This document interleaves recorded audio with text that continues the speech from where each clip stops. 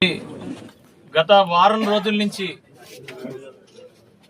రోజు కూడా మరి అనకాపల్లి జిల్లాలో ముఖ్యంగా యలమంచిలి నియోజకవర్గంలో ఈ ఏదైతే శారదా నది పరివాహక ప్రాంతం ఏదైతే ఉందో వీటిని అతి జాగ్రత్తగా గమనిస్తూ మరి 3 రోజులు 4 రోజుల నుంచి కూడా 24 గంటలు కూడా, ఎందుకంటే ఏఎస్ఆర్ జిల్లాలో వర్షం పడినా ఎక్కడ వర్షం పడినా మనకి రాంబిల్లి మండలం ఎస్రాయవరం మండలం మీద నుంచి వస్తాయి. మెయిన్ రాంబిల్లి మండలం ఏదైతే దిమిలి ఈ కింద గ్రామాలన్నీ వచ్చే పరిస్థితి ఉంటుంది.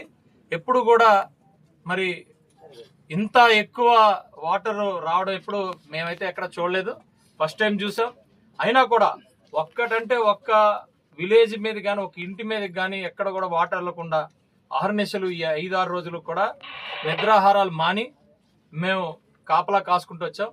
కానీ లాస్ట్లో ఈ కింద ఇంకా ఒక 1.5 కిలోమీటర్ మరి సముద్రంలో కలుస్తుందన్న దగ్గర ఇక్కడ మరి గండి పడింది. ఈ గండి కూడా మేము పూడ్చడం జరిగింది, ముందే బ్యాగ్స్ వేసుకున్నాం. కానీ ఈ ఫోర్స్ ఫుల్ ఫోర్స్లో వచ్చింది. మీరు చూసే ఉంటారు, నారాయణపురం ఏదైతే రోడ్డు ఉందో ఆ రోడ్డు మీద నుంచి 4 ఫీట్ పారింది ఈ వాటర్. అయినా కూడా జాగ్రత్తగా అటు ఇటు కూడా శాండ్ బ్యాగ్స్ వేసి ప్రాపర్ గైడ్ చేసాం.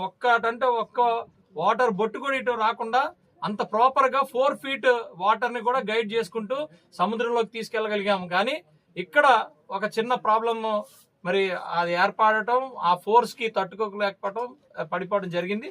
అయినా కూడా మేము గత 2 రోజుల నుంచి కూడా ఈ రిస్టరేషన్ కార్యక్రమంలో కంటిన్యూస్ గా మరి కలెక్టర్ గారు, ఎస్పీ గారు, మేము, అలాగే ఇప్పుడు హోంమంత్రి గారు కూడా కంటిన్యూస్ ఫాలోఅప్ చేయటం, ఇందాక ఎంపీ గారు కూడా రావటం జరిగింది.